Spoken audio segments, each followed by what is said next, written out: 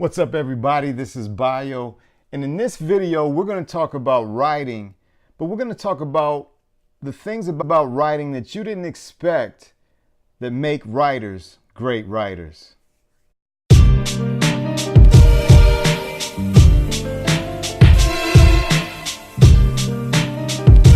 All right, everybody, welcome back.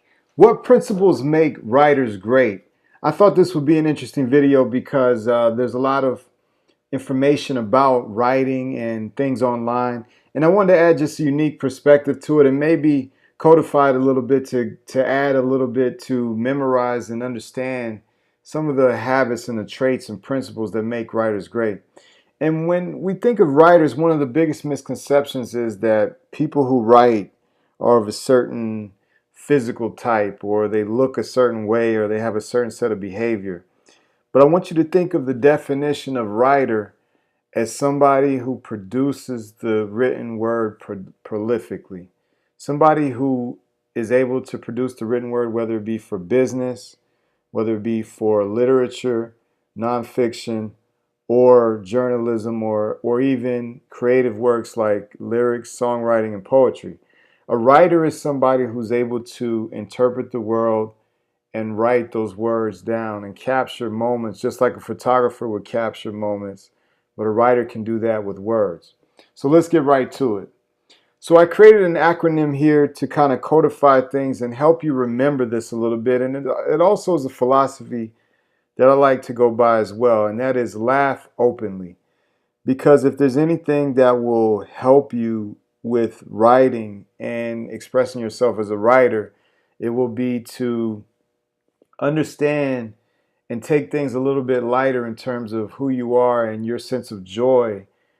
Because if you identify with the sense of joy within yourself first, then everything else becomes like a curious discovery. And your writing then is an exploration of the world around you, and you don't feel so pressured and tied up with your ego when it comes to writing. Writing is just like anything else. You have to allow yourself to write. Just like if you were going to fight or play a sport or learn a skill, you cannot be overly obsessed in your mind. It sounds crazy because writing is such a mental activity, but in reality, it's very true. You can't be overly obsessed in your mind in terms of your personality and ego with writing, because what you're going to do is your self-editor is going to critique every move that you make and every word that you write, and it's going to be like putting a foot on the gas and putting a foot on the brake. And if there's one thing I've been able to do over probably 30 years of writing, 20 years of writing a little bit more professionally, is being able to remove any type of blockages or self-critical parts of my mind in order to let the writing flow out. So that's why I have laugh openly. Remember to laugh, have a good time, and enjoy the process of capturing the world and putting words into writing that capture your experiences and the experiences of others in the world. Now, the first one, L, is living fully. And again, a lot of people have a misconception as writers as people who, the old school thoughts of people who are kind of nerdy or have pocket protectors and like to sit in libraries all the time reading. There's definitely people that are writers that are like that, but at the same time, don't forget about people who understand living fully.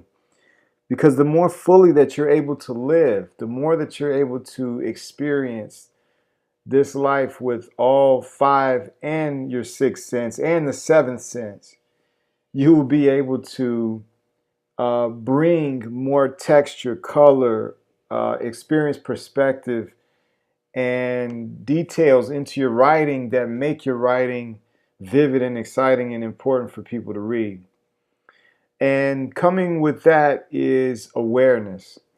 Because without awareness, your writing isn't going to have the perception, the observations that you need.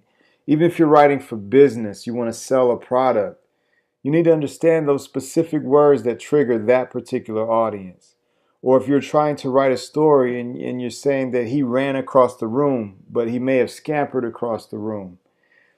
That awareness of people, places, and things, and environments and ambiances, and also your own emotions and mind and physical traits.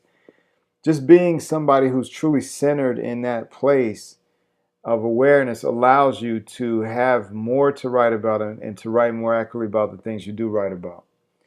Uniqueness goes without saying.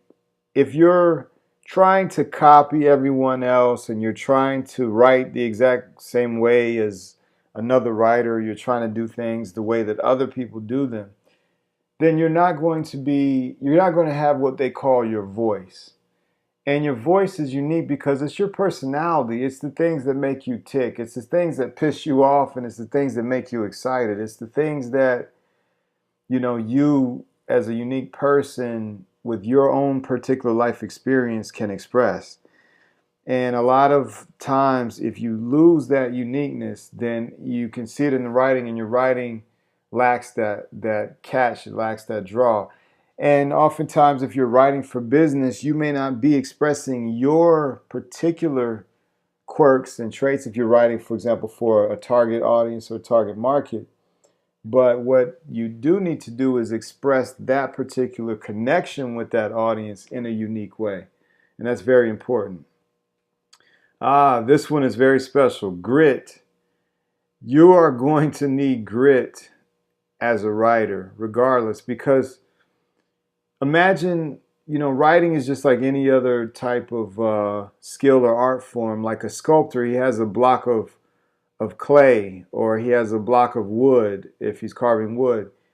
This person has to take this block of wood and turn it into something that is a replica of something in real life, or some kind of imaginary figure, or some kind of detailed, beautiful object.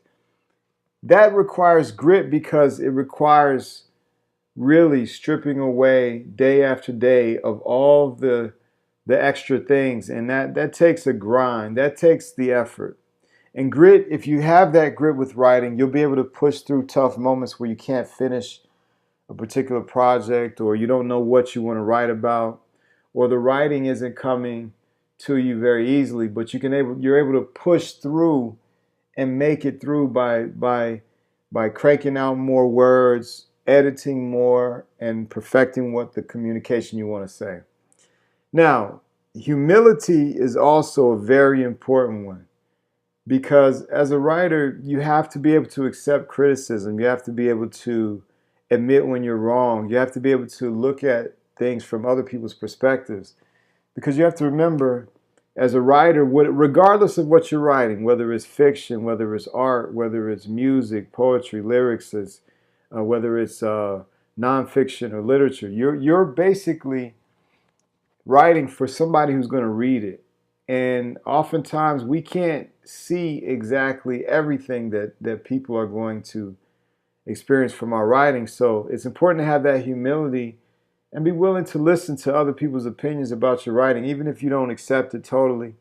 But you are able to absorb this information and reevaluate and try to think about your writing from somebody else's perspective. Now, the other one, going into openly, I did add these in combination with the others, but I'll go down this road in this way. Observation. So observation kind of combines with living fully, because while you're living fully, don't just go through life and not capture anything. Don't forget about memories. And a memory can be developed even if you feel like you don't have a great memory. Oftentimes people who are great writers are really people who have great memories, because living fully in observation is, first of all, living in that manner that you're able to remember details. And the writing part is just simply writing and capturing that information, putting it down on paper in a unique way. So if you have those observation skills, it translates greatly into your writing. And here, positivity. Positivity does go with awareness, because when you have a language or a way to describe your consciousness and your perception of things, you're going to also perceive a lot of negative things. You're going to be aware that your hand is hurting. You're going to be aware that you feel tired. You're going to be aware that you've been rejected so many times. You're going to be aware of people that are not as talented or skilled as you, but are seemingly ahead. So you need to have a positive mindset, as they used to say in the old literature with success and personal development. Have a positive mental attitude. That means that whatever happens, you're going to turn it around and make it something that can work in your favor. And with positivity comes expectancy. And expectancy kind of comes with uniqueness as well.